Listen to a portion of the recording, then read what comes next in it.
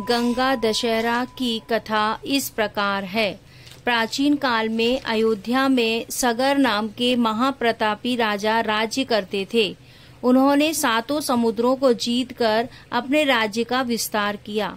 उनकी केशनी तथा सुमिति नामक दो रानियां थीं। पहली रानी के एक पुत्र असमंजस का उल्लेख मिलता है, परंतु दूसरी रानी सुमति के 60,000 पुत्र थे। एक बार राजा सगर ने अश्वमेध यज्ञ किया और यज्ञ पूर्ति के लिए एक घोड़ा छोड़ा। इंद्र ने उस यज्ञ को भंग करने के लिए यज्ञीय अश्व का अपहरण कर लिया और उसे कपिल मुनि के आश्रम में बांधाए। राजा ने उसे खोजने के लिए अपने 60,000 पुत्रों को भेजा। सारा भूमंडल छान मारा, फिर भी अश्व नहीं मिला।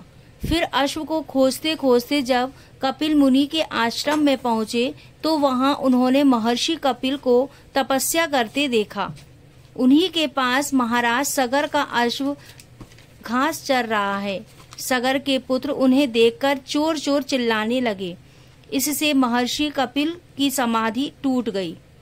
जो ही महर्षि ने अपने नेत्र खोले त्यों ही सब जलकर भस्म हो गए।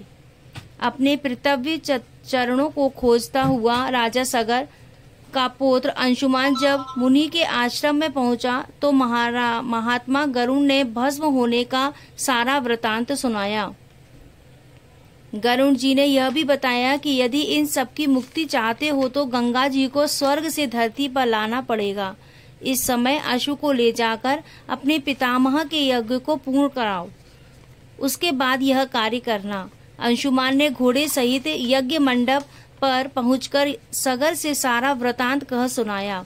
महाराज सगर की मृत्यु के उपरांत अंशुमान और उनके पुत्र दिलीप जीवन पर्यंत तपस्या करके भी गंगा जी को मृत्यु लोक में ला न सके।